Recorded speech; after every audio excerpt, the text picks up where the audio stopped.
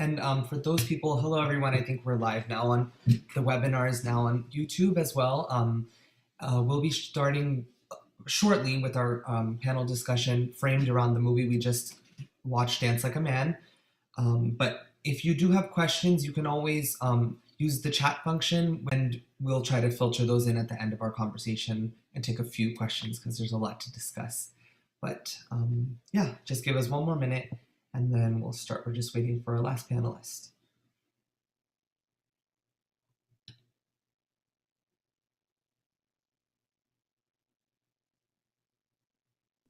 Can you put the YouTube link in the chat?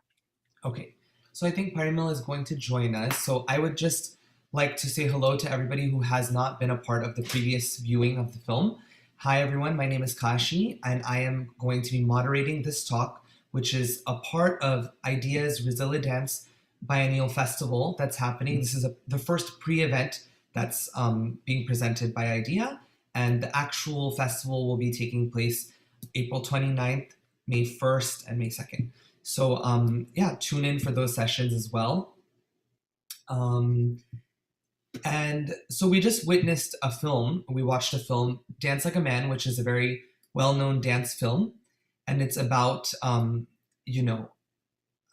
dancing man and the role of the dancing man in India and how he deals with so many societal issues, family issues, and kind of struggles with being in love with this art form and trying to pursue it as his passion in life, and as well as the societal rules that kind of shape his life.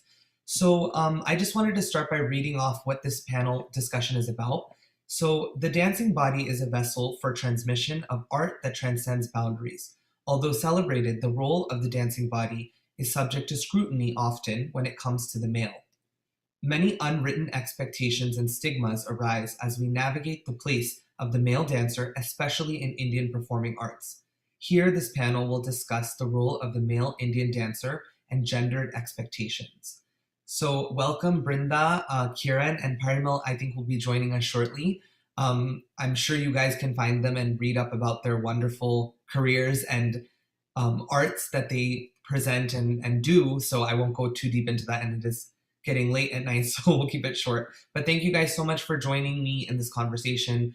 I think it should be really intriguing and important to the gendered body, and is specifically looking at the male dancer in Indian performing arts. So I just wanted to start with a quote from the movie, which I think is very telling. And it says, "A woman in a man's world is considered progressive, but a man in a woman's world is considered pathetic." And this is said by the main character's father, who's very kind of domineering in the film. And I thought it was really telling about the way that the film takes you, and even in general, how we view dance on the male body today, even to some degree. So the first thing I kind of wanted to start as an open kind of conversation with the three of you, which hopefully we'll be getting Parimal shortly, is there are three words that come to my mind when I watch the film, Dance Like a Man. They're caste, patriarchy, and most strongly, homophobia.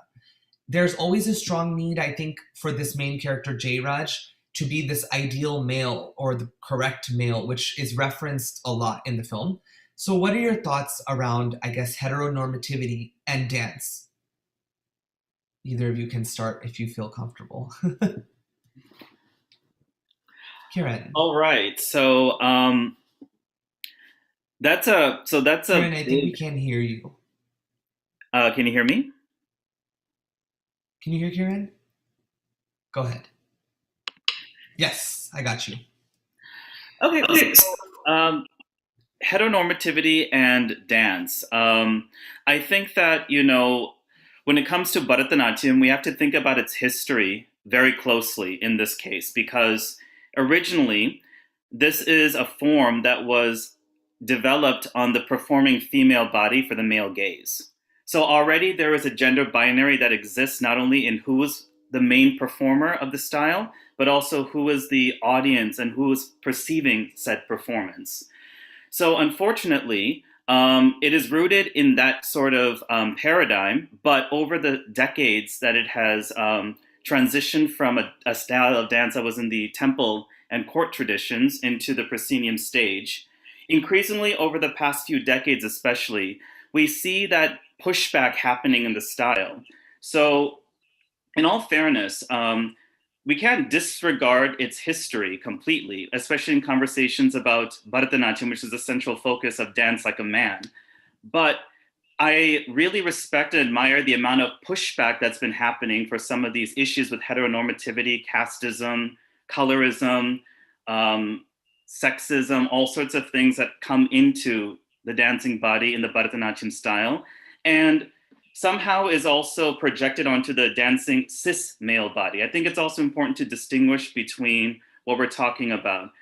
We're talking generally about cis male bodies performing in this space. We haven't, I mean, we can talk about, the other gender expressions that are also coming into Bharatanatyam performance now, but the movie centers on the cis male experience.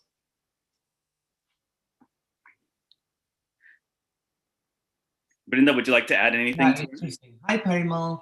Thanks for Hi, coming. Hello, Nice to Kasi. meet you. Hello, Kiran. So yeah, Hi, I Brenda. agree. It's good to distinctify like who we're talking about in the sense of the male body. But I agree with you. The cis male body is where the film centers around, and where we're also kind of discussing this idea of heteronormativity in performance and practice as well. Yeah. Would anyone else have any things to add to that, or?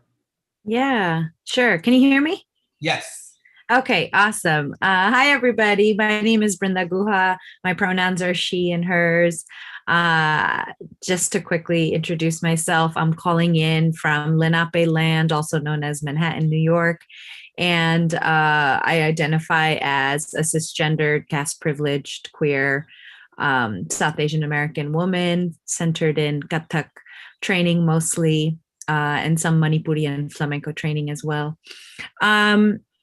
I think when it comes to this discussion, for transparency, I wrote Takasi and I said, do you need me, in this discussion? Because I'm always trying to consider, of course, I'm trying to always make space for alternative voices, but I also think it's important to center the experience that's being had by the people who are having the experience, so I cannot pretend to know what it's like to be, in this case, a male dancing body or male identified dancing body. But I do know in my experience, where I center a lot of ideas on womanhood and the feminine divine, that there is a power struggle when we're talking about gender. There's always a fluidity that's not embraced, because fluidity means that the power is not centralized, and so when power is not centralized, it's hard to make sense of a situation. And I think that applies to any ism. We brought up casteism, we brought up, colorism, we brought up racism, and all of these isms that we are kind of facing in society. And it's important to realize that the intersection of all of these things is really important, because it's always about where the power lies in the context of the situation. And so if it feels like the power is lost, then there will be pushback for that body to exist in its fullness, and so I'm excited to continue to talk about with you all today, which this is such a great panel, so thank you for having me, to talk about really what is our problem with not knowing where the power lies in the situation. What is our actual challenge? What are we challenged with when we can't label and place people where they belong? Mm-hmm. And I can presume that men in Indian dance are always having to navigate that space, especially in a field that's dominated by so many women identified practitioners. So I'll just start there. Yeah, I'm considering some of these things. Yeah, awesome. I think and segueing into the next thing I wanted to talk about, which is perfect, is this idea of power and where does the power come from? So we do understand that some of the South Indian traditions like Bharatanatyam, Kuchipudi, and maybe even others as well. I just am only trying to speak about things I know more about. They have been historically based on the male gaze on the female body, like Kiran mentioned. So that's a typical thing that we're all aware of. But what kind of gaze is put on male dancers, and specifically today? You know, what is the male body Mm-hmm. being gazed as? I guess where does that come from? And you know, I've personally heard comments like, no one wants to see a sweating male body unless there's a female body next to it, in the sense of you know, like a duo dancing and things like that. I know to me it's kind of absurd, but these are concepts that really heavily, they're strong currents that pull the dance world in different directions. So pretty much, who is seeing the male dancer, and how is that spectator, I guess, shaping the performance? Maybe Parimal, since we haven't heard from you yet, did you have any Yeah, thoughts?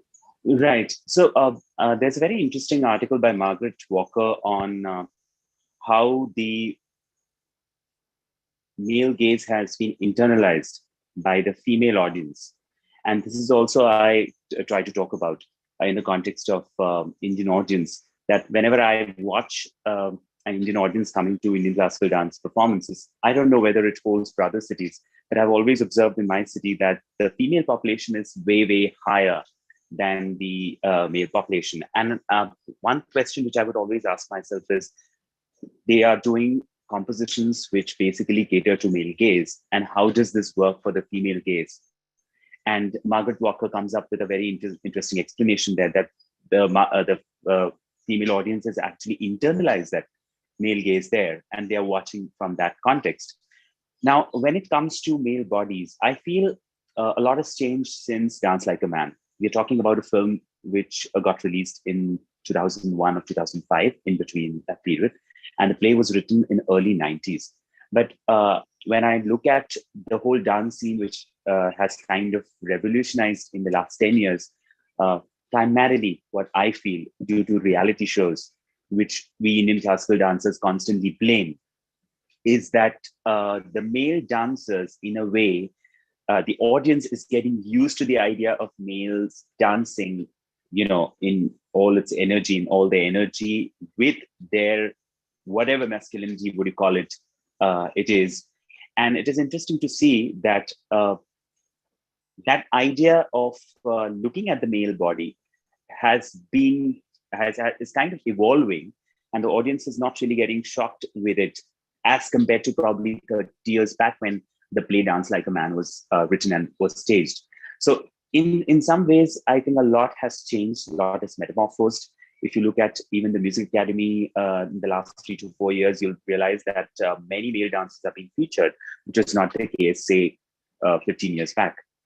So media plays a very important role in this. But coming back to the discussion in the context of Dance Like a Man, I think one thing is very central to this, and the context of Naika, which is expressed in by the female dancer. And the struggle for the male dancers in the post-colonial and the post-independent era was, what do I do with that content? Because on one hand, you have this whole Atma Paramatma philosophy, wherein supposedly the Atma is supposed to be female and the Paramatma is supposed to be male. And then you have this whole Naika, the heroine, which is being played in the Bharatanatyam Margam. And what do you do with it? And what does the male body do with it while playing that Naika? And I think here is where the male dancers actually started searching for whether they could express their own gender and not stick to expressing Naika as such, because that vessel becomes a tricky vessel, because you have a male body and you have the voice of a female and you have the male gaze, and all this becomes quite complex to deal with. So I think, again, in the last 30 years, I'm seeing a lot of change in the context of the content which the male dancers in India, be it Bharatanatyam or other classical dance forms, using the content, and especially the kind of content which they are choosing is basically the gender. They're making a choice of, say, oh, I would represent a male character than choosing a female character, and thereby masking something which I don't know what I'm going to do about it, is what I feel with regards to this film and the content of the classical dance forms and gender. I think that's really good to note that also what we were talking about before with heteronormativity, that strongly supports what Parimal's talking about, because when you're talking about the, I guess hetero identifying male, Yes, now yes, yes. female compositions, they may feel a need to float or to create a new genre for themselves because it's something that there's a dissonance with that composition. So I guess that kind of frames a little bit. Hopefully, I'm getting you right, Parimal. But yeah, go ahead, Karen. Sorry. So I think this also boils down to patriarchy. So I lived in India from 2007 to 2014. So one of the expectations about patriarchy, especially the way it manifests in India, and especially in certain communities in southern India, is hypermasculinity. So I have always had a pretty lyrical dance style, which is very Abhinaya-centric. And so there was a lot of pushback that I experienced while living in India from certain people, from certain presenters, certain critics that sort of expect a hyperkinetic and a hypermasculine style that doesn't sort of betray any queerness. So there's where the homophobia also seeps in. So, I earned an audience over the years, but in general, there was a lot of pressure for young male dancers, especially in the early 2000s to 2010 or so, to really present straight, heteronormative in that very South Indian Tamil context. So, I've experienced some pushback, but other than that, I didn't feel as pressure because my own teacher has a very lyrical style himself. And so his name is A. Lakshmanaswamy, and he was very much into Shringara compositions. And so I had that role model, but a lot of male dancers are pressured into not expressing the feminine energy that's within themselves. And so I personally feel like, as a classical Indian dancer, and when people ask me about queerness, it's like it's inherent in the style because we shapeshift between characters. Any really good classical Indian dancer can shapeshift because it's not beholden to gender binaries that are normally sort of pervasive in the community. Already you're sort of outside the status quo by being a dancer and then being male on top of that. But there's also this pressure to present straight. And what does straightness look like? It doesn't have to be completely defined now as sexuality or what you perform or how you perform. And that's one thing I see that a lot of youngsters, a lot of young male dancers are really pushing back against. And I think it's going someplace, but then there's also this overwhelming counter tide that's also happening and pushback that's also happening at the same time, especially from, especially when it comes to what bodies present on stage. See, with Bharatanatyam, what I've noticed is that everybody's becoming super fit, super into like the six packs. And then, so as a pretty stodgy dancer at 6'1", increasingly there has been, this ideal body shape that's being presented on stage. And that affects male dancers in terms of gaze as well. So, and so that's also a big influence of patriarchy as well. Like, what does a man look like in the patriarchal sense? Tall, I'm tall, I'm 6'1", but also like muscular and very masculine presenting. Short hair and all that kind of stuff is part of the movie as well. So that's also what I've noticed in the scene in terms of what happens to the male body in this space now. And what is happening, as Parimal had so beautifully talked about in media, is this kind of like pushing towards a certain image. Even Bollywood's looking whiter, and looking more chiseled, it's looking like, what we see in like the Transformer movies and all that. That's the aesthetic that Bollywood is pushing itself towards, hyper fit and hyper white. I think, but we have contrast here. And there was just there have been ads recently in the last 5 to 6 years, advertisements, where we have the male actually feeling bashful. Recently, Cadbury's ad, which came up on the banners, and it had the female offering the chocolate to him and the boy feeling bashful about it. So the ad world is kind of constantly playing this, how to kind of shift that those stereotypes and how to kind of change the way people look at male or female bodies as such. And on the other hand, you brought the whole angle of films. Yes, in fact, the film world kind of is very interestingly closely connected to how it influences the visual sensitivity of the audience for classical dance too. And that cannot be separated. And I've always seen that happening. In fact, I think Maine Pyar Kiya is my point of reference when the whole concept of chiseled bodies actually started. And I realized that while growing up, I suddenly realized this whole pressure of, oh no, you need to get fitter, you need to get more muscular. Whereas I don't remember that happening with 80s or 80s dancers. I've seen CV Sir up close and so many other male dancers up close. That pressure was not there on them. But I think post 90s, that suddenly changed. And I think also that happened for female dancers as well. They also had to project this thin waist, chola figure kind of image, which earlier, otherwise, when it came to Balama or Dr. Padma Subramaniam or all the other previous dancers were pretty normal and pretty themselves, not projecting a certain kind of a body. I think that also quite changed a lot. Yeah, I actually wanted to ask Brinda in relationship to this, because I know she's probably like, wait, why am I here? But in general, the reason why I did ask Brinda is because I know she does a lot of gender-centric work, and especially woman-centric work. And we have, we're starting to understand the male gaze on the woman, in the female body, I mean, especially in context of Indian dance, right? So I think we can learn, and I think this idea of the gaze of, I don't even know what to call it, because it's not necessarily a male gaze on the male body, but it's something we have to start to construct ourselves as what is the gaze. So I was just kind of curious to see, like, in the sense where, is there a way that you have kind of yourself, I know you do a lot of creative work, and I have a different question for you later, but started to deconstruct the male gaze on the female body? Because I think that's a point to start learning about, in the sense when we talk about the male body and how it's structured by the viewer. Yeah, I was just gonna say, I think the construction of the gaze on the body, on the human body while dancing, cannot be separated from this problematic notion of classical dance anyway. This classical, I mean, I know that's what we call it, but it's problematic, when you think about casteism and you think about access, right?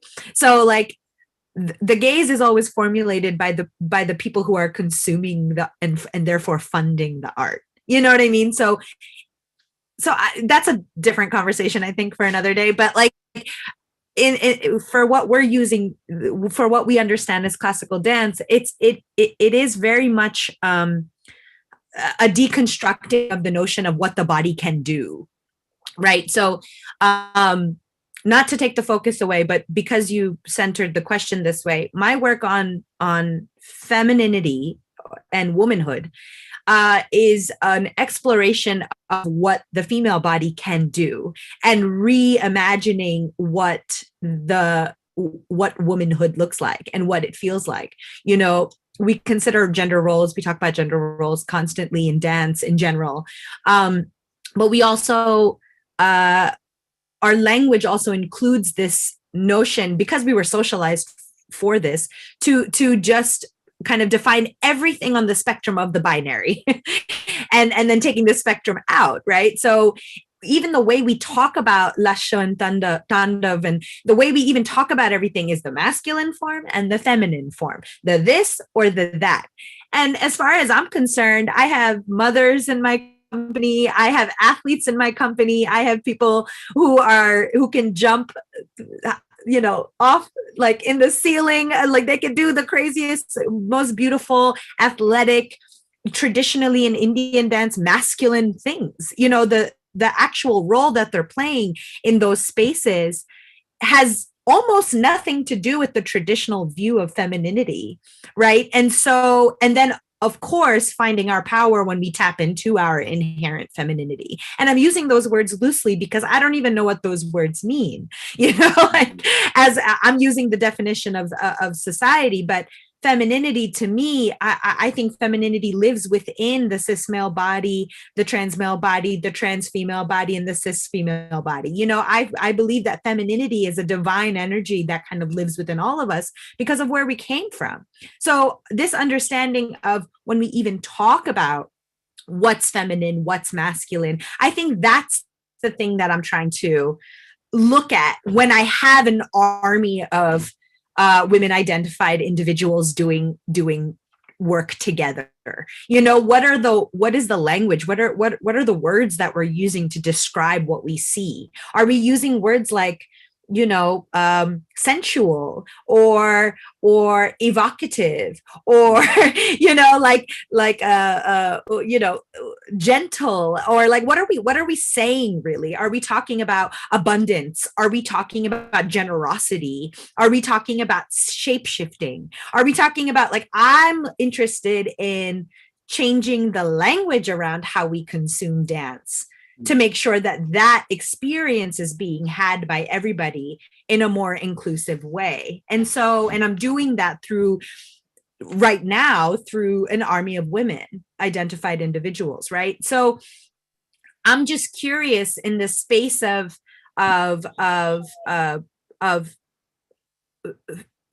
Indian dance, there's just so much to reconcile and reckon with that comes before you get to the place of dismantling. That there's a equal amount of education that's required of how we got here, but then there's a boldness that's required to dismantle those ideas. So you have to kind of navigate both of those spaces.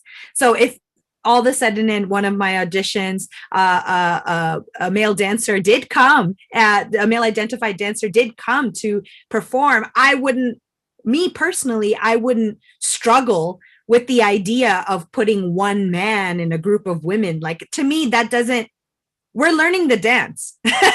we're learning the group dance, and we're gonna tell the story of the context of the actual point of what we're trying to say, as opposed to the character driven work.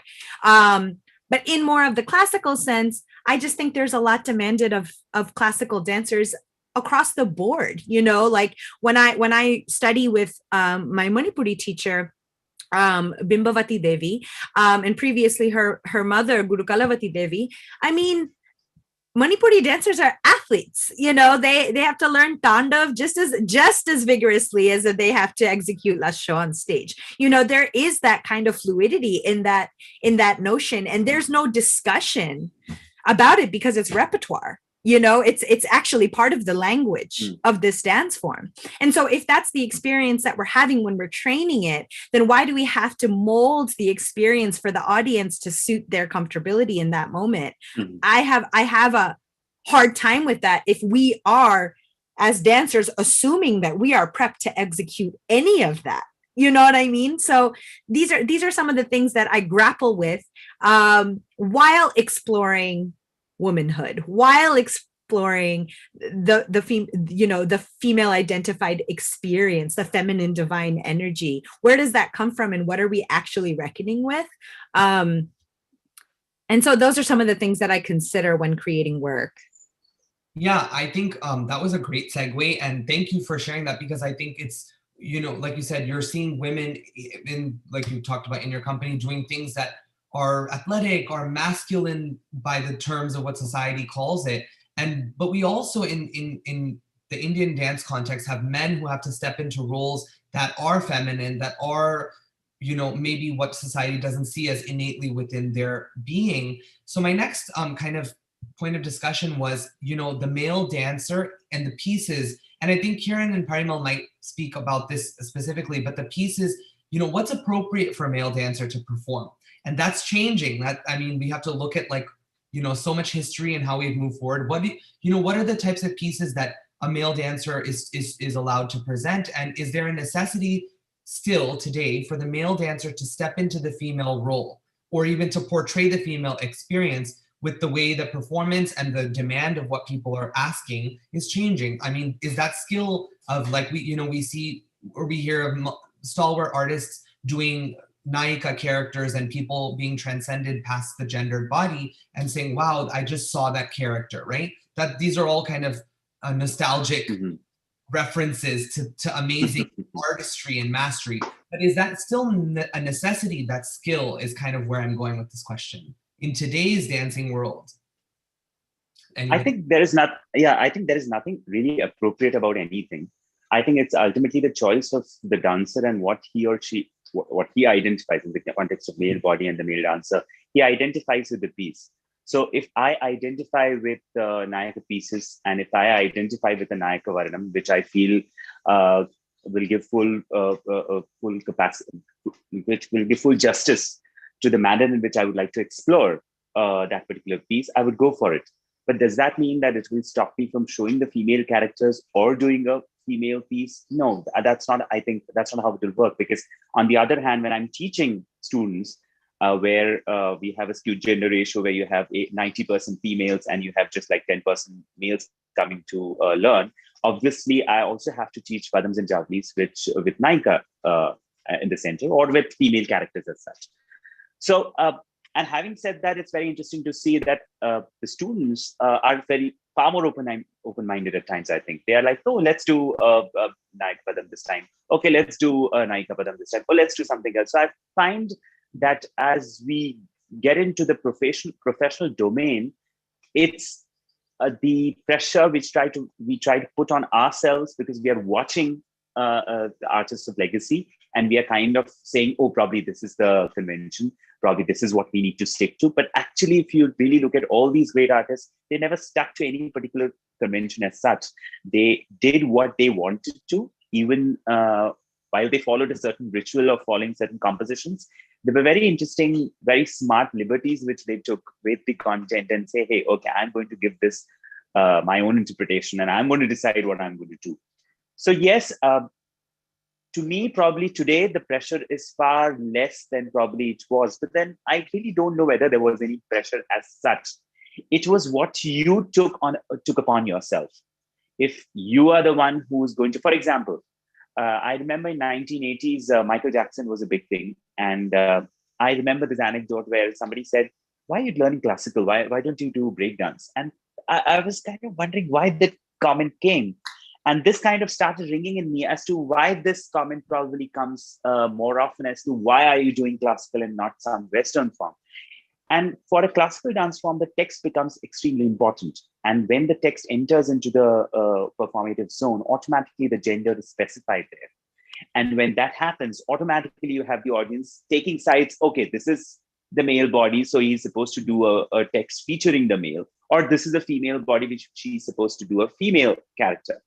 And they kind of decide this pretty early because the text plays a very important role, which in the context of probably other dance forms, the text is not really overbearing or overwhelming as such. It's the music and the theme which will ultimately communicate. But in the context of classical dance, text plays a very major role in the repertoire. And therefore, on the level of cognition, the audience quickly starts thinking and starts forming ideas about it.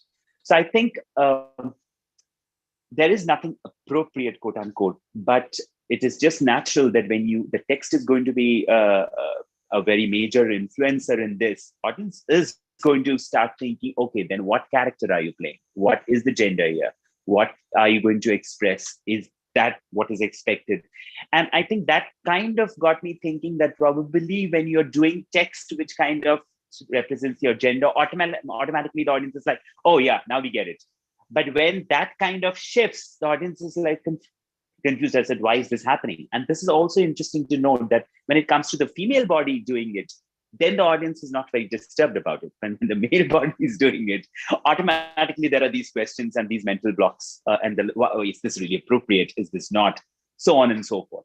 But I think there is nothing really appropriate. Yeah, Kiran probably would like to add something. No, it's absolutely like it's conditioning. And just to dovetail a bit Yes. off of this further, I think if you're an educator and you are very cognizant of what Bharatanatyam's predecessor forms that have informed how it's presented now, whether it's Bhagavata Mela, which was male ritual dance drama, or if it's the Sadhya Dasyatam tradition, all of that history is really important. So I think you bring up a very good point about not distinguishing between Nayika and Nayaka based compositions, and then you're teaching it. So by doing so, you're also giving added tools to a student in terms of how they see fit when they decide to go and perform or choreograph. And so I think it's really important for male dancers to really get good training in not only abhinaya, but also in nayika bhava. There is an art, there's a craft to it, especially if you're approaching it as a cis male coming to this experience. I was fortunate to be able to perform in Strivesham. And so there's things that a costume does that help with the process, but then again, it's not a perfect kind of reflection of like cis womanhood that is sort of presented in Indian classical dance, an idealized cis womanhood. And so, but it's still important for male dancers to be able to interact with that voice. Whether they choose to do it when they perform or when they teach is besides the point. But it's also to do justice and to also pay homage to the legacy from which this dance form comes from. There were male Natuvanaras who learned dance, but for the most part, except with very few exceptions that we know of in history, it was largely performed publicly by females. So that legacy has to be cherished and respected, and it has to be acknowledged. So when you teach kids, whether they're young boys, whether young girls, they should learn both Nayika and Nayika Bhava so that they can get a holistic appreciation of the art. And then, of course, nowadays we have a lot of people who are composing original compositions that are more in the male voice, because in the repertoire, yes, there are padams and javalis that depict the male voice, but they're not as frequent as they are in the female Nayika Bhava. So there are people who are composing, say, in, again, a heteronormative context, pieces in the male voice. But there really isn't anything that's Indian in terms of an Indian language that I know that's queer, for example. Because people who are entering the dance field now are increasingly becoming more comfortable with expressing their gender, their preferred gender expression and their preferred sexual preference at times too. That's also a trend that's starting to happen with younger dancers as well. So the dance form in terms of repertoire, in terms of appropriateness, has to expand. And it is doing so very slowly. But there have been sort of strides made with the male voice that are still largely couched in patriarchy and in heteronormativity, which I think the next step would be, what if we bring in some other alternative manifestations of the male voice? I think I completely agree with you, Karen. And it also reminds me that in order to shatter this gendered reality of dance and to kind of just go into it from an artistic perspective and stop teaching, there are certain, even just little things like the way you hold your body, the way you look, we're taught like this is for the male, this is for the female. Well, sometimes, not, I won't generalize and say all the time, because there are some teachers that don't teach that way, but there are a lot of, yeah, exactly, like Karen's kind of doing a demo. But, those kinds of things are so strongly ingrained in us, but it always comes back to the arc that Indian dance, especially Indian dance, Indian culture is so reflective of who we are as a people. And even the dance itself is constantly changing because so are the people and so are the places they live and so is their expansion into the world. And so that's why I think, we have to like look at that, especially in a teaching situation, shifting away from the artistic perspective, in sense of like the dance and what we present and the creation, the learning of it all, and going into a more kind of logical and pragmatic part of the conundrum, I guess, of the male dancer is, what are male dancers dealing with? So one question I had was, is it possible to be a full-time artist, giving economic systems that are at play today, especially taking into consideration the patriarchal viewpoint that men are breadwinners, right? And how do we tie this to the financial stability that a male performer may need in taking on a full-time career? Is it possible? And I think this brings it back to the idea that the people viewing us are also oftentimes the people paying us. So how does our dance get collected into that? Anybody? Capitalism sucks. Yeah, I mean, there's so many ways to go with this, but I thought it would give you guys a lot of things to bring up. Let's just take the example of this film itself. What is most interesting is we only get to see her performing, and probably she might be the earning member.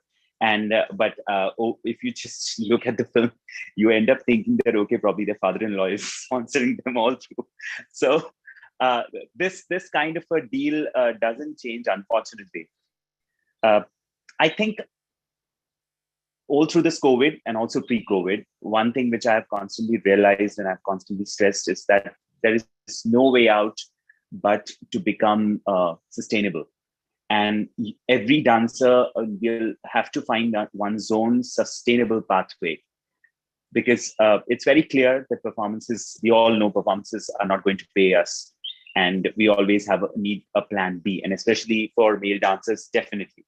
So does that mean that female dancers don't face that? No, I think even female dancers face equally. So I think this applies to both the genders. I wouldn't specifically isolate the male or say the females get away easily. I think it's difficult to survive. So I think how to find your sustainable pathway is what other skills can you add to your. Are you good at singing? Are you good at writing? Are you good at something which is connected to dance, but also can give you some sort of earning? Because that's what I did when it came to my profession, and when it came to me choosing this career. While I was pursuing my dance, while I was pursuing Bharatanatyam, I was also working with ad agencies, choreographing for their events. So it was in the initial struggling phase, it was that which was actually giving me a lot of support than actually my Bharatanatyam. So the initial 10 years was working with these ad agencies and event management companies that actually has helped me survive. So we have to look at the facts, and we cannot hide those facts. And it is but very clear that when we are, and which is a very important question, because when we have lectures in dance pedagogy, and when we ask our students to take a survey from the city as to what the whole mechanism of dance classes is. And the first thing which I noticed is none of the dance teachers, at least in this city, but I'm pretty sure it applies to everywhere else, when they're asked, why do you conduct dance classes, or why do you take teaching as your profession? Nobody says, oh, I do this because I want to earn money. Everybody says, oh no, I want to promote classical Indian dance. And that is my problem here. Why is money a taboo in Indian classical dance? And this applies to, if we can change that, if we can start talking in numbers, if we can actually start saying that, hey, you need to do this, which is why we do an exercise in our course, is where I tell my students to actually kind of do a balance sheet and said, how much do you spend in a year? And how much do you spend in a year? How much do you spend on your course? How much do you spend on yourself? How much do you spend on entertainment, on dance, on costumes, makeup, performances? And now calculate how much do you have to earn in order to cover that, plus cover your medical bills, plus invest. And then you will realize that they really are shaken. Because I've been here in this field of teaching at the university for the last 10 years. Rarely do I get a student and come up in the class and say, oh yes, I'm going to earn a 7-figure salary through dance. Let us see what to do about this. If we are not going anywhere, if we are not going to talk about money, and we need to talk about money very openly. I think Jayraj in the film, he also deals with this idea. And I didn't include that question, but because I felt it was going away a little bit from the topic of the male, but to just make a, Indian art is always seen as, we always hear this, oh, that person is so commercial. They're commercialized because they're charged too much. So we expect the greatest art and the most serious art to come from this starving artist, character. But in reality, it isn't. And even in the film, they say, "Oh, is your daughter going into films?" Because that's a sense of cheapening in a way the classical quote unquote realm of things, right? So I think it also does come down to the idea of thinking about like what is good and what is bad. Quality is a huge point of contention when it comes down to that, and how much are you willing to monetize your quality if you know that your art is great. And this is it is an important point. This whole thing about art for art's sake is very interesting. I don't see scientists saying science for science sake, medicine for medicine's sake, information technology for information technology's sake. Nobody says that. So why this onus on artists that they need to cater to this particular line and say, oh, art is for art's sake? I think if it's high time we start talking openly about that. Ironic considering that most of the Indian classical dance styles come from a form of patronage, whether it's by the temple or whether it's by the court or the elite society. there's always patronage, and it's centered in wealth. And so it's ironic that wealth and discussion of money is so taboo. When Yes, in and fact, which is it is yes, rooted in culture. It is rooted in culture, in sort of promoting, especially since we think about culture, the way in which Hinduism especially was transmitted. It's a colonizing force. So oftentimes dance, music, and the expansiveness of the arts and the courts were used to showcase an extension of power, or for religious propaganda and all that kind of stuff. But it's again tied to the idea of power and wealth. What Brinda had said at the very beginning: who is holding power? What is driving power? And that's rooted in wealth. And yeah, wealth, and I think and yes, ascertain power through wealth. And that probably unfortunately Brinda wants to trickles say, down into right? the male, because now there's the expectation to be the breadwinner. So it's all a vicious cycle. I was going to add to that. I love everything both of you just said, because I really do agree in terms of the industry. The industry of it, the industry of it. This if COVID has taught us anything, I'm in the business of, I'm an arts administrator, so I'm in the business of strengthening our infrastructure of the dance field so that we're not having difficult conversations in future generations about money, For everyone, I'm sure, is what you're strengthening it for, not just male, women, or people. Of course, exactly. Everyone. The field. Structureless. Exactly. And so the sustainability is really the thing, Parimal, that you were talking about. How do we sustain this? Because the history of this is patronage, is access, is power, and therefore the culture is filtered through this tunneled view of whoever gets to engage with the material. You know what I mean? So it's not the full picture. And that is ultimately my problem with the label of classical dance, is because I don't know if I'm getting the full picture, because I don't even know if this is the real story, and so there's always that questioning that's happening in that space. But if COVID has taught us anything, I know that in terms of the industry and what we're talking about in terms of having a sustainable income, being able to really rely on the arts as our life's work, being able to rely and being able to support a lifestyle with that. It's important to understand that COVID taught us one thing, not taught us, it demonstrated again the simple fact that the arts are the first thing to go and the last thing to come back, and yet the way people cope during times of devastation is by consuming art. And so it's extremely important to understand that if we don't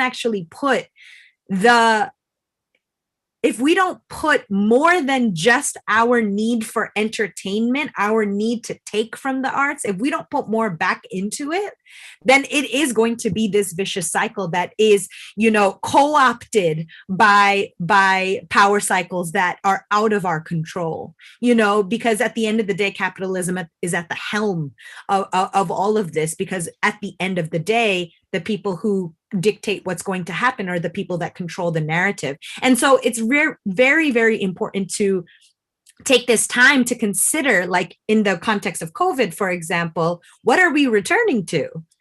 We're striving for going back to normal, getting back to gigging. Maybe we should also question the why do we want to go back to that? Why do we want to go back to normal? Was normal working? Because I know a lot of people where normal wasn't working anyway. And so we were given this time to actually look at how our industry fell to pieces overnight. In New York City, I can tell you, when Broadway closed, thousands of people were out of jobs for the next now year and a half. It's been a year and a half, right? Yeah, it's an absurd. Every single production has hundreds of people working on it, and we're talking about arts workers. We're talking about people who work in the arts, right? This is beyond just dancers. This is beyond just musicians. This is about people who actually make the art happen. So this is all of us. And if that's the first thing to go during a time of economic destruction, then there's something fundamentally wrong with the infrastructure of how we consume art.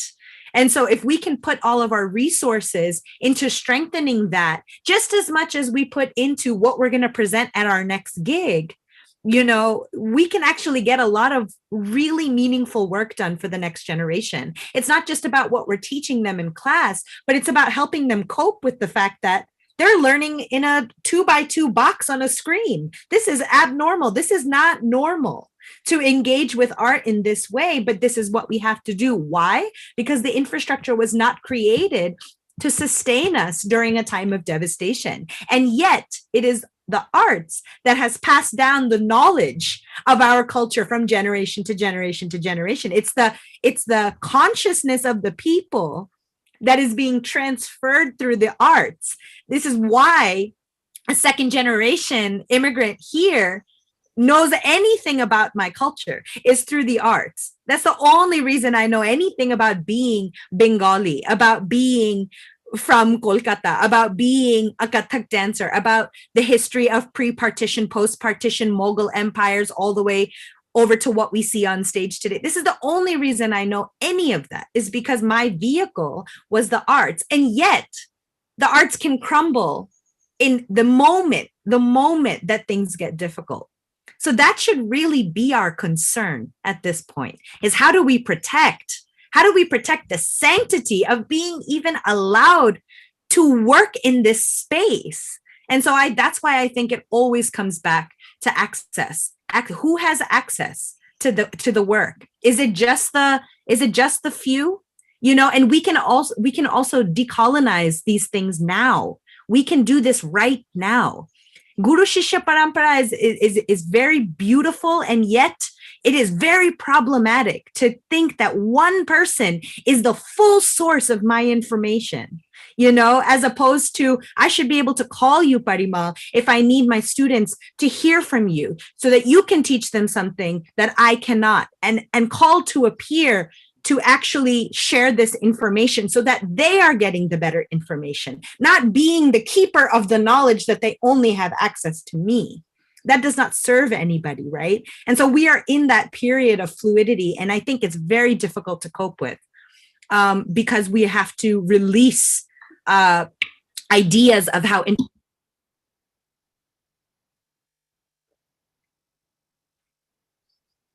I think we lost Brinda. Brinda, we lost you just for a second. You froze. Yes. I think she's probably. I think at this point, just connecting to Brinda's point of access is how the digital media is kind of revolutionizing this whole deal, because here is where we have performers deciding to not go through this typical channel of organizers, of lobbying, but making a choice of, hey, I have the power to now broadcast my own performance. The problem area is whether it should be paid or not. But I think even in the context of access, I think one thing which was not there before, say 20, 30 years back, is access to the compositions of Bharatanatyam, or access to wide choices of repertoire, which have suddenly now thrown open. The doors and the gates are open. You can just Google it and you'll find a sample and data available for students to access. And, you know, which was not the case previously. It was just one person who was going to say, okay, this is what is I know, and this is what's coming to you. I will decide when the next thing needs to be learned, or needs to be actually, you need to be aware of it. But the digital media, in some way, I feel is changing that whole deal of access, because I feel performers are deciding that, okay, I can perform from this minimal space. I don't need to go to an auditorium. I don't need to book lights. I don't need to spend massively for one solo performance. I can do this in my own space. You like it or not, this part of aesthetics is a totally different discussion. But which is why I feel digital media it kind of is revolutionizing this whole deal. Yeah, Kiran would like to say. I have a question for you, which is actually dealing with social media to a large degree. And it deals with body shaming and how we view the male. And I think that the reason I said social media is I think that we talked about this a little bit earlier on about, you know, the shift for the, you know, ripped man to come onto the stage. and Primal was talking about in the 90s and things like that, or early or late 80s. So Kieran, how do you feel, I mean, how have you maybe experienced or seen this type of body shaming or kind of really strict observation of what a male dancer should be? And especially in the context of social media, which is constantly feeding us what we are supposed to do, what we're supposed to be, how we're supposed to dance, what's appropriate to dance on the social media, where we take class. I mean, everything is filtered through this. So before I get to that question, just to kind of bring it back a little bit to social media to wrap the previous point up a bit. I think it's a blessing that now we have alternate spaces, but I also feel like in the Indian classical dance realm, there's a lack of introspection. It's just, Enkita Patya, did you see me? Did you see me? Nanu Chusera, like, did you see me? Did you see me? And there's no real introspection about what's the space, what's the new shift in normal that Brinda was mentioning. So that's one aspect. So in terms of, the body shaming, I experienced it from an analog point of view to a digital point of view. Because when I first came to India in 2007, my second Hindu review, this is a Hindu review, said that I was too tall and lanky for dance and that my movements were far from grace because of my height. I can quote that. I was 22 at the time. And that was like one of the very first things that was written about me in a newspaper. And it just kept going from there. So then, there's a constant comparison to, okay, you're too tall at 6'1", but you dance well. Or, you put on weight. And then they'll mention it in the writing itself. So like on Nartiki.com, there's another review that says that I put on weight. So there's this kind of like, women go through it probably even worse, but the male dancer goes through it in a very particular way, which kind of goes in line with celebrities and actors, and they kind of go through that. So in full transparency, I developed probably the early stages of bulimia when I was in India because of trying to succumb to a very particular body type. And then coming into digital media. So,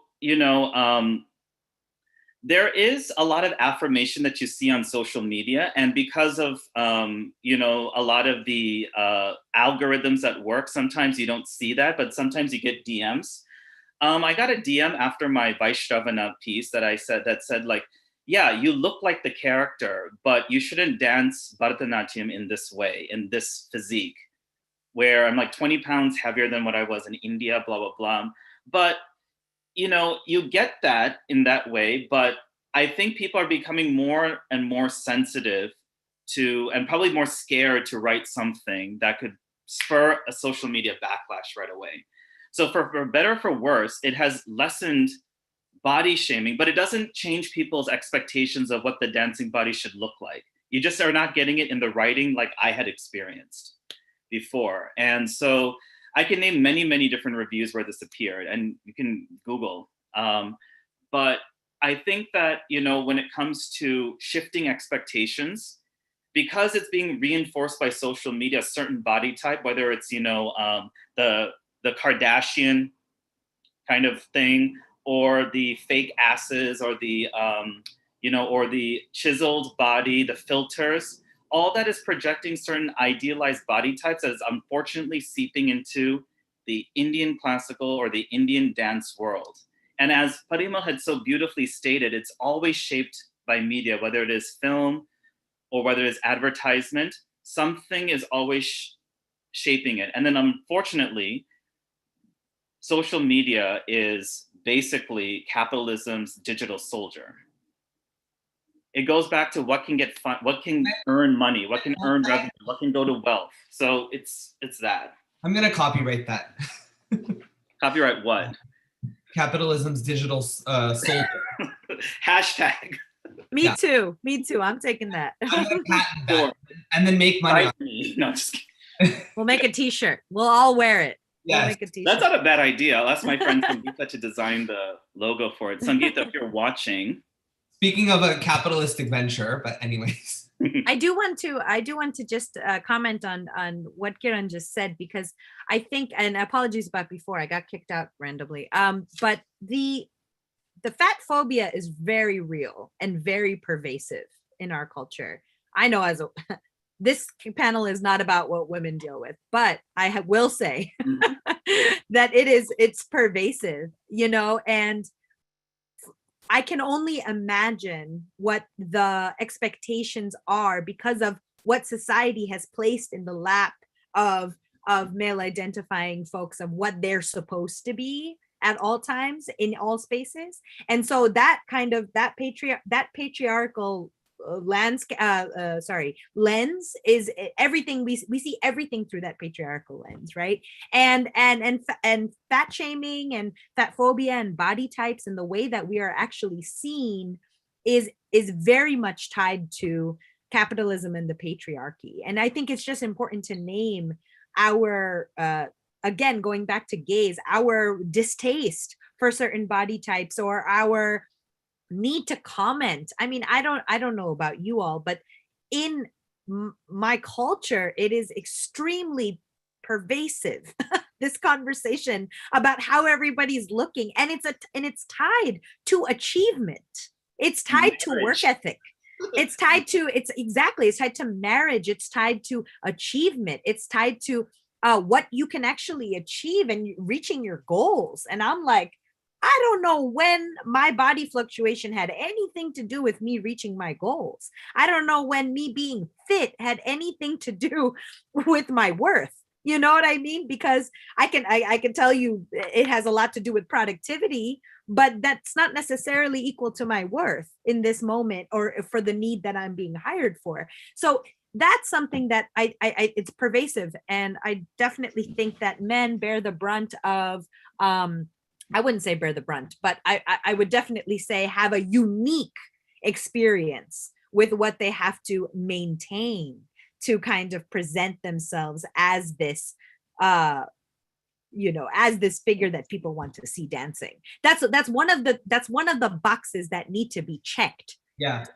I'm sure for you all to be in the space of dance, in Indian dance. We have to consider that a lot of male dance in India is shirtless. You see the bare torso, and I always wonder, like, the people performing sadhya were women, and they were definitely wearing some sort of top cloth. So where did we come with this convention that a man had to be bare chested? And how is that shifted, especially with westernization, globalization, and the view of what a man should be? And if you look at going back to Dance Like a Man, there's a play version and there's a film version.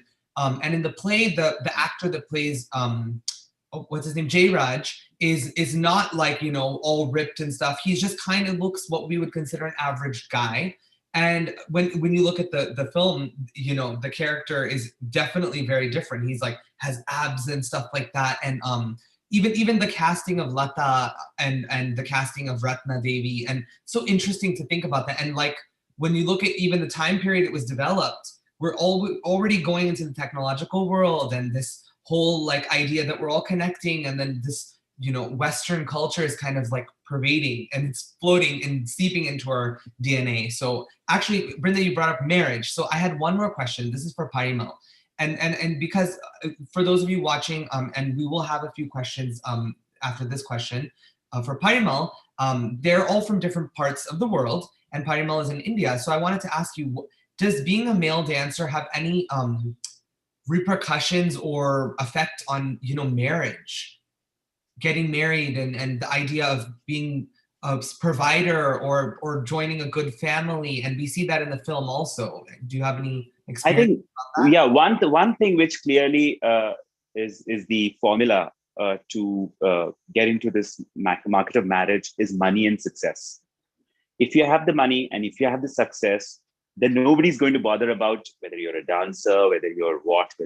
So it's a lot to do with this image which is connected to wealth, which gives you the power, and then ultimately which establishes you in the society in the context of status. So I think just like it applies to other professions, it equally applies to the profession of dancing too. It is very interesting though to see that my childhood was spent in Gujarat and in North, which is Lucknow.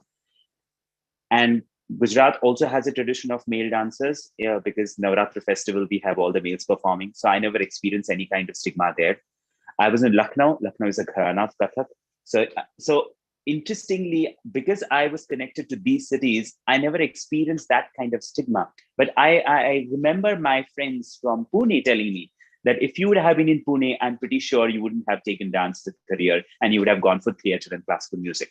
So there is a lot of regional culture which influences these perceptions about what the male should look like and how he or she is, how he is going to maneuver through the to this pathway of marriage, the personal life. And that is also playing, because that the whole context of marriage is very much associated with the regional culture and regional conventions. It's not as national or global as you would look at it. Thank you. So we do have one question. We have a couple, but I'll start with this one. This is from Vaidehi Rajagopalan, Kiran's mother. Do men coming into the field dominated by women perhaps fall into the norm of wanting to dominate? Like in the movie when, the main character takes to drinking to deal with this. What happens to the mind? Very wide question, but just a couple of thoughts on this. Full transparency, my mother is a psychologist. So she loves to ask questions which look at pathology.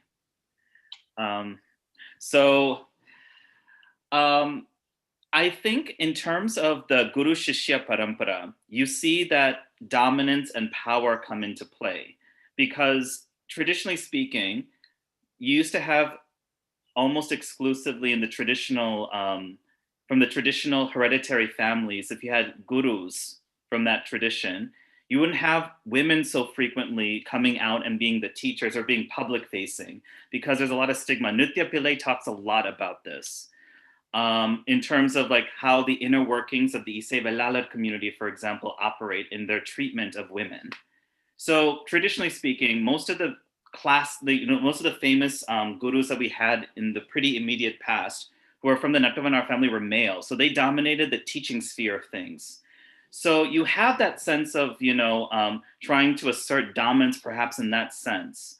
So, and of course, in terms of power dynamics, I think it's a way, again, of asserting some sort of power in a world that is actually still framed by patriarchy to an extent. Mm. So in that sense, I'm thinking that could be a place where that manifests the most in terms of because even now, a lot of female practitioners seek out the expertise of male artists who do Natuvangam, who choreograph for them too as well.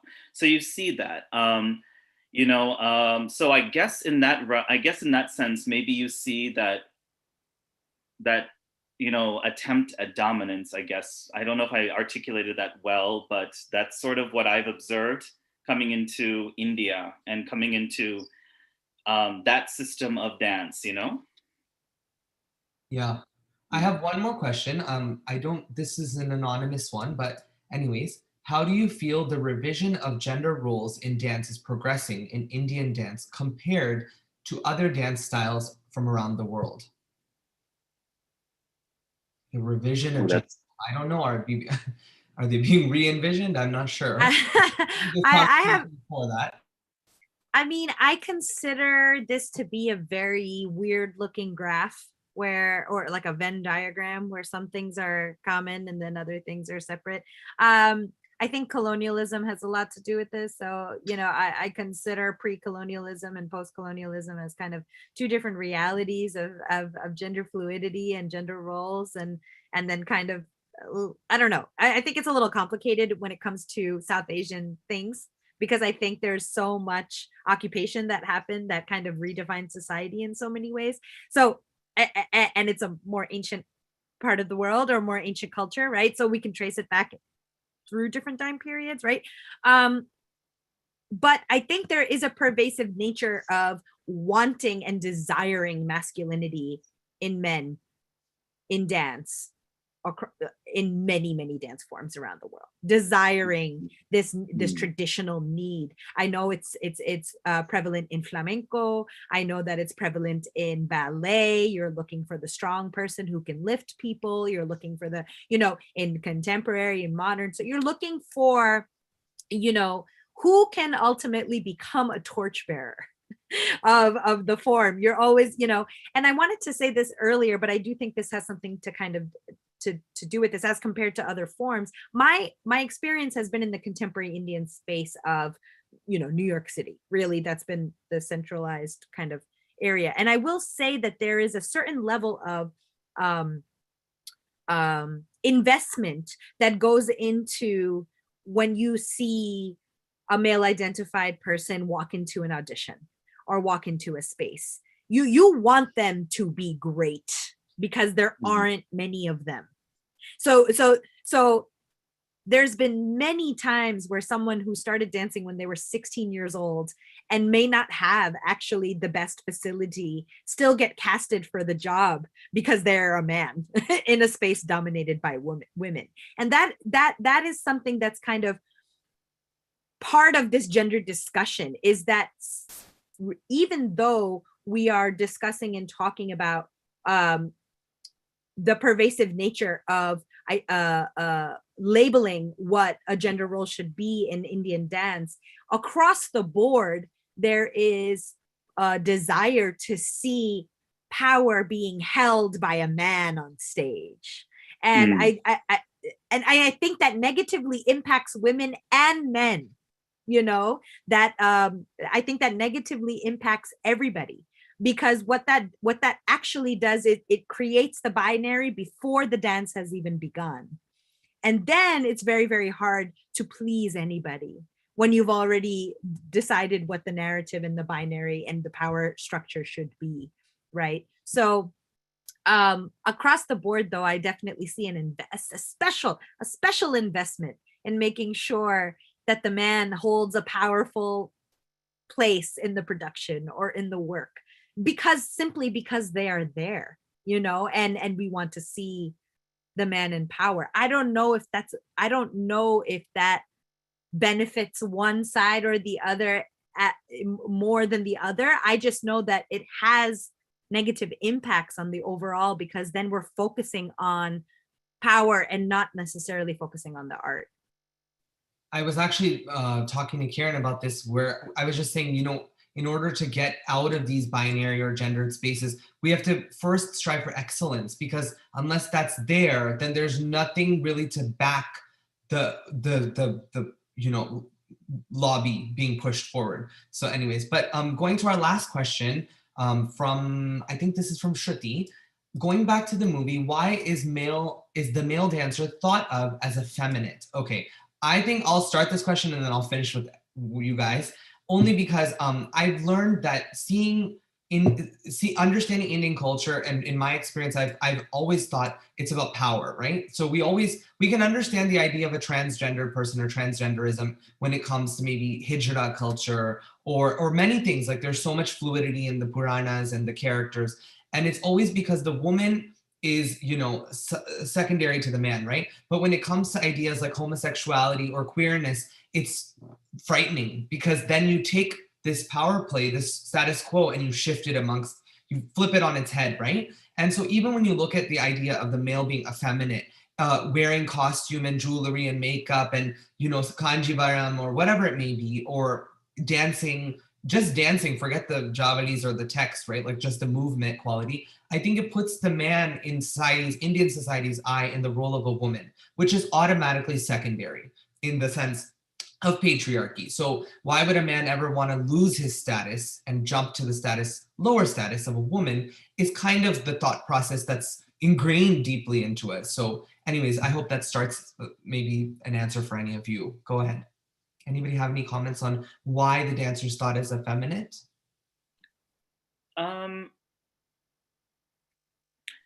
I think it also goes back to the context of what we dance. Usually, in very traditional folk art, for example, you'll see dance having some sort of specific function.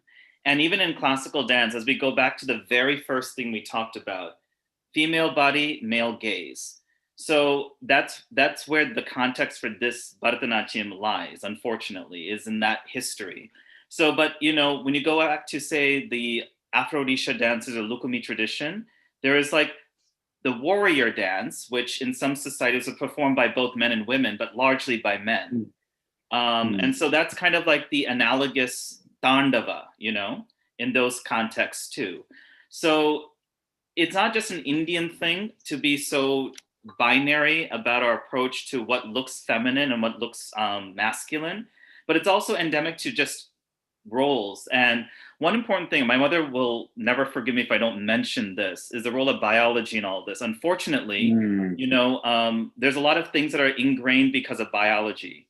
Epigenesis, the expression of genes and all that, is also dictated by external outside influences.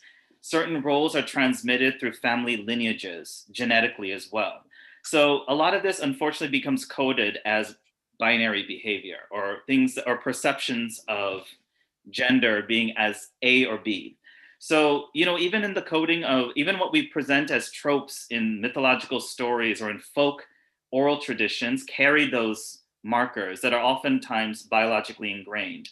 So I think that, you know, in terms of classical Indian dance and Bharatanatyam in particular, because of that very history, men automatically assuming the role of or projecting that idea of the woman being gazed upon by the man. So it's now the man being gazed upon by the man. So it becomes queer, it becomes homosexual, blah, blah, blah. So there's a lot of projection that happens.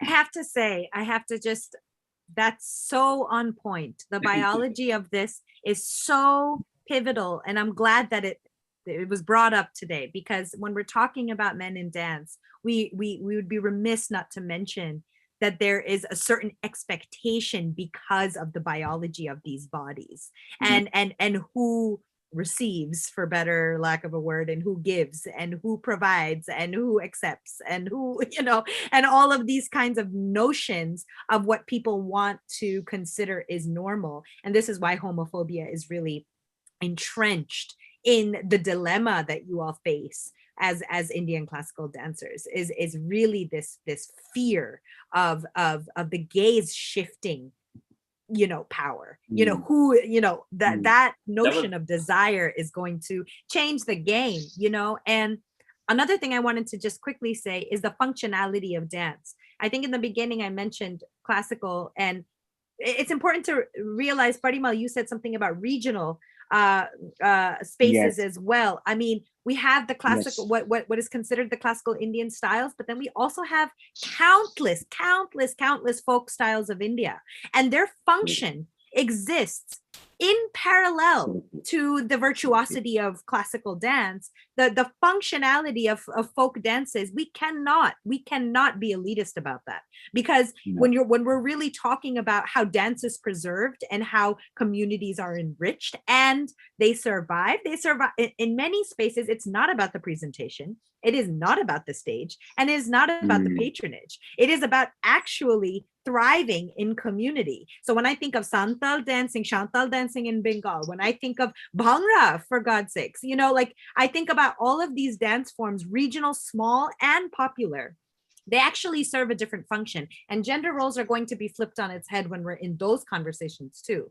And so making sure that we are not idealizing classical Indian dance as the torchbearer of our culture, but understanding that folk exists in this spectrum as well is really, really important to remember, and that many of these classical styles started in the folk space. Absolutely. I think my last just question for you guys, or it's more of like a piece of advice you could offer, is in going towards a positive, you know, end to things, or not, and beginning. In what way can we work towards delabeling and including in the world of dance? Can you repeat the question? Sorry, one more time. In what ways can I guess the dancers, the creators, the even teachers, the students work towards delabeling things and categorizing things and being more inclusive in dance spaces, which are very varied? Yeah, I think that starts from the level of teaching. So I guess we all teach, we are all teachers here. And for us, this responsibility of transmitting absolutely a stage where there are no stereotypes is extremely important. And I think as a teacher, it becomes incredibly important that when you're transmitting knowledge, they're looking at it from an absolutely inclusive perspective. And herein lies the responsibility for a teacher.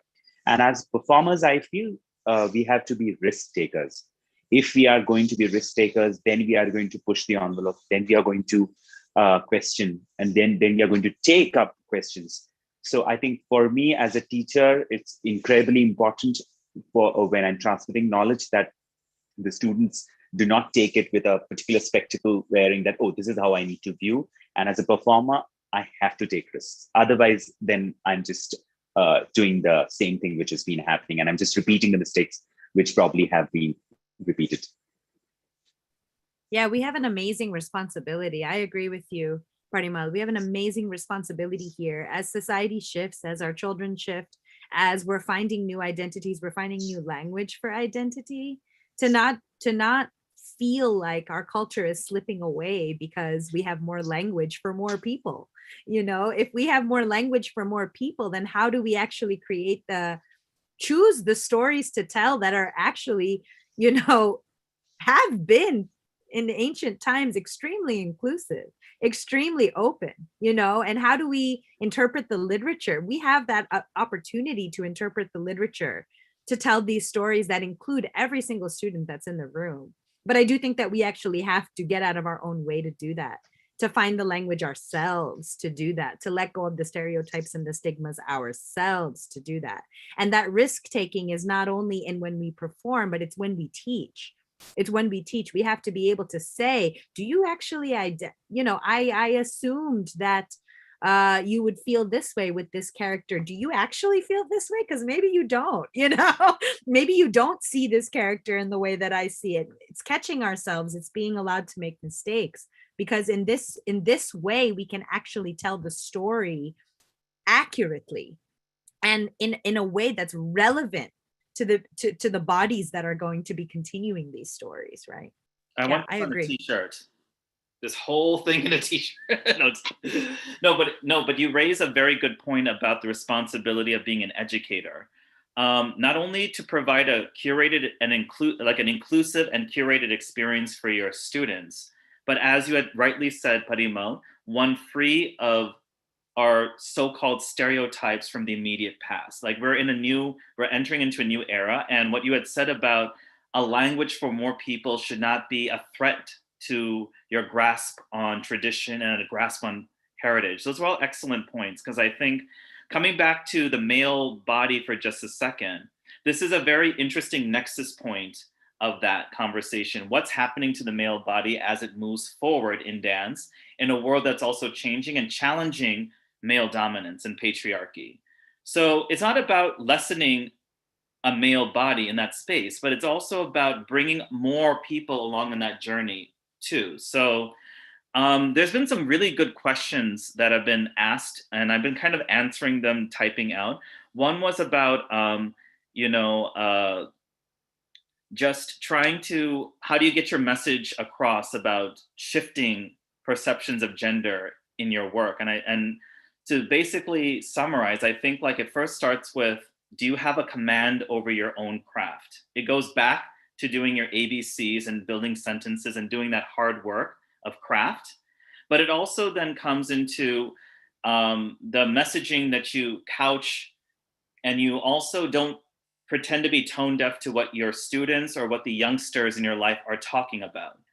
Because a lot of social justice issues are on the tongues of our young kids. I said this very recently in the immediate past, but many kids are talking about systemic racism. Many kids are talking about identity and intersectionality.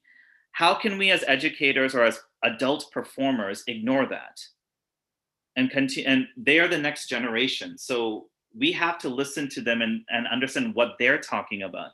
And in many ways, they know a lot. They know a lot because their normal is in a place that we call progression, right? So we have to aspire to this place of progress that is their reality. And so there is that releasing of that power structure where there is more of a give and take in how we share that information. I totally agree. Because my most recent work on Kubera, a lot of it also was framed around conversations and experiences that I had as a teaching artist in New York City and having to teach Indian classical dance to kids that are not self-selected for dance, period. And most often we're not South Asian. So just to give you an example, which is kind of illustrative of how you have to kind of shift your thinking as an artist sometimes. I was teaching the Ramayana as sort of like a poetry through dance, reading comprehension, literacy thing. And I was in Queens, in Jamaica, Queens. And I had a very mixed kind of student population where some were Indo-Caribbean, some were Punjabi, and a lot were West Indian and Afro-Caribbean. So one of my young students, I think he was about 7, had asked me when we got to the Vanaras, the monkey army, he asked me, "Are those Black people?" That stopped me in my tracks because I had to stop and really listen, because I've always been critical of the Ramayana and I'm thinking about it. But to hear students say that, and to say it at such a young age, stopped me in my tracks. I had to sit and stop the lesson to just talk about that. And so it's also not trivializing these very complex issues that we're tackling as adults, because kids are going through it in a very real way too. And they're learning to articulate it in their own language. So we have to stop and listen to them. And that's one way in which we can create work that also helps disrupt gender stereotypes. What are the kids experiencing of gender stereotypes is our largest informer. Yeah, I think that's a great place to finish, because the more we can create, spaces for art and spaces for acceptance and not for boxes, the more we might even see, something I always feel sad about is the low, population of Indian kids that are male learning dance, or maybe even whatever they may identify as, just boys learning dance. And that's, I think, a product of many issues that we've kind of touched upon. But we're at the end of our time, so I will just say thank you on behalf of IDEA to all of you. Kiran, thank you so much for having all of us. It's been a pleasure. You. And Parimal and Brinda, it's been a pleasure conversing with you. And Kashi, thank you for having me as well. It was a privilege to just listen to the amazing points that you had both created. Extremely informative and extremely erudite and extremely incisive. So thank you. Yes, absolutely. And thank you so much. Shameless plug on behalf of IDEA. Do tune in for the other parts of the festival that are happening next week. There's going on April 8th at 6:30 Eastern, if I'm correct. There's going to be a film screening, another pre-event. There's 3 of them, or 4, sorry, of Kalpana, and the discussion is the evolution in regards to Indian contemporary dance. So please do tune in for that. And thank you guys so much. And I'm moderating that, by the way. Kiran is moderating.